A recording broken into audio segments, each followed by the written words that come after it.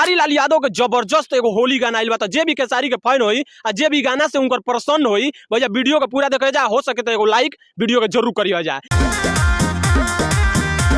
कहे से कि भैया जब तक खेसारी लाल यादव भोजपुरी इंडस्ट्री में अपना गाना नहीं लाते हैं तो भोजपुरी इंडस्ट्री लगता है कि सूना सूना पड़ गया है।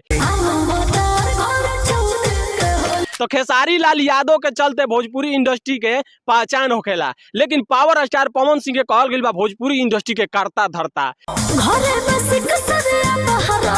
जब तक पवन सिंह का गाना नहीं आएगा तो खेसारी का गाना नहीं चलेगा, क्योंकि कंपटीशन का आजकल दुनिया हो गया है। तो 2025 में भैया 4 गो होली खेसारी लाल यादव ला चुकल बड़न 2025 में। तो जब तक पवन सिंह का गाना नहीं आता है तब तक खेसारी लाल यादव का बल्ले बल्ले है। लेकिन उसके बीच में रोड़ा डालने का काम विजय चौहान करतड़न। उनकर दोनों होली गाना भैया बेहतरीन लेवल अपन प्रदर्शन दिखावता।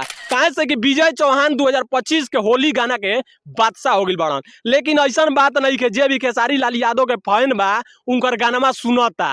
10 घंटा में भैया 14 के होली बा गाना 1 मिलियन व्यू प्लस पार कर गइल बा।